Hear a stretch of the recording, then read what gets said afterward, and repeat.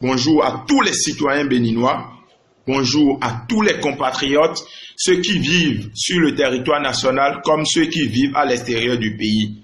Je suis votre frère, votre camarade de lutte, votre compatriote, Habib Arandessi, le révolutionnaire pour les jeunes courageux.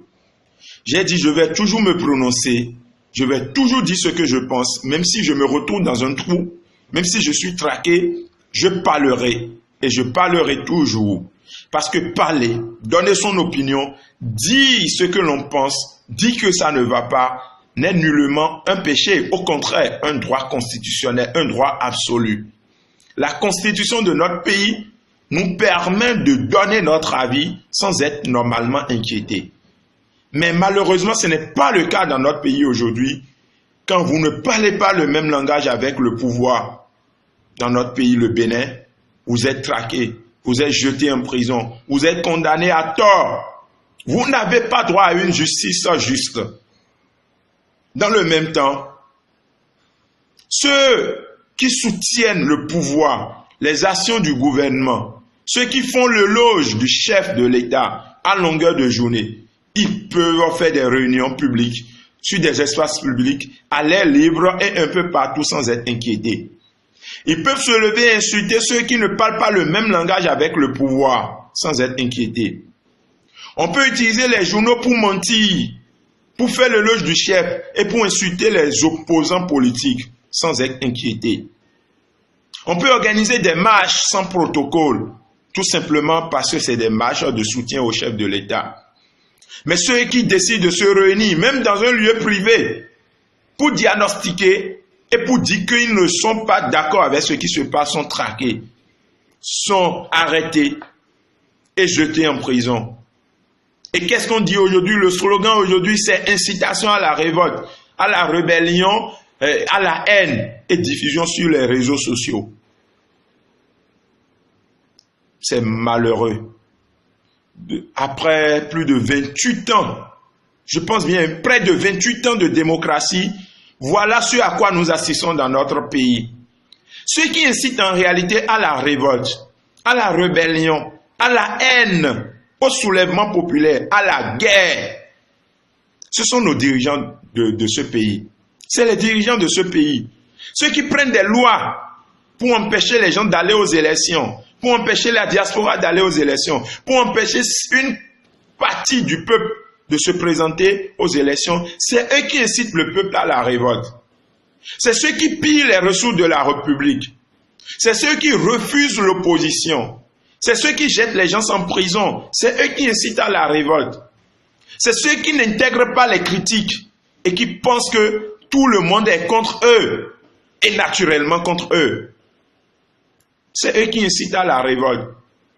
Ceux qui empêchent les enfants de pauvres d'accéder au savoir universel, d'aller dans nos universités publiques, c'est eux qui incitent à la révolte. Ceux-là qui empêchent les étudiants d'avoir leurs allocations universitaires, ceux-là qui détruisent les métiers, les sociétés, qui renvoient les gens au chômage, des milliers de Béninois au chômage, c'est eux qui incitent à la révolte. Dit qu'on n'est pas d'accord, est-ce qu'on a insulté le président de la République? Quand est-ce que nous avons parlé dans ce pays? Nous, jeunes, qui disons que ça ne va pas, à quel moment nous avons dit imbécile au président? À quel moment nous avons dit que le président est un enfant bâtard? Jamais. Mais on parle d'outrage, on parle d'insultes, on parle de propos injurieux. C'est ça notre pays est devenu. On crée la peur dans le ventre du peuple. Chaque citoyen aujourd'hui circule avec crainte, avec peur. On est obligé de nous cacher.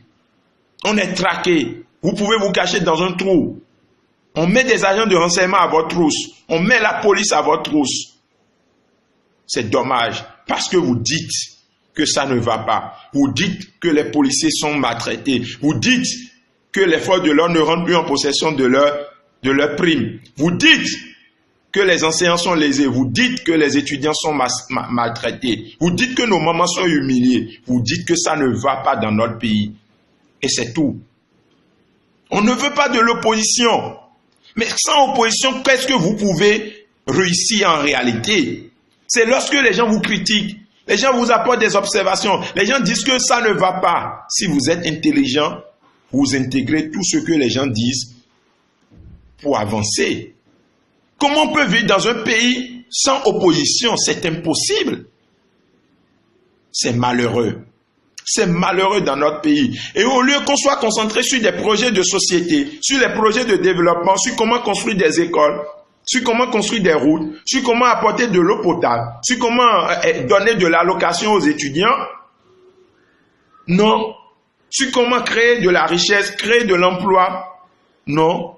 On passe tout son temps à jeter les gens en prison, à envoyer les gens devant les juridictions. On perd tout le temps sur des débats inutiles. On viole la Constitution comme on veut. On jette les gens en prison comme on veut. Oh merde, c'est notre pays. C'est notre Bénin, ça. Attention, les gens ont versé leur sang dans ce pays pour que nous soyons là où nous sommes.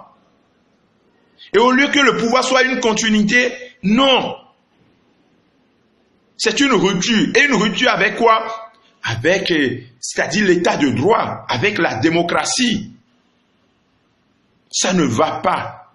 On doit le dire. Si c'est bon, on est là pour apprécier. La fois dernière, j'ai appris que le gouvernement a pris comme option pour répondre à l'autonomie, à la question énergétique, l'option d'aller vers l'énergie solaire.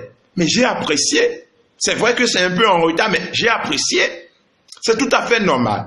Nous n'avons pas choisi le chef pour qu'il nous traque, pour qu'il nous jette en prison, mais pour qu'il fasse le développement, pour qu'il fasse du bien. C'est de ça qu'il s'agit.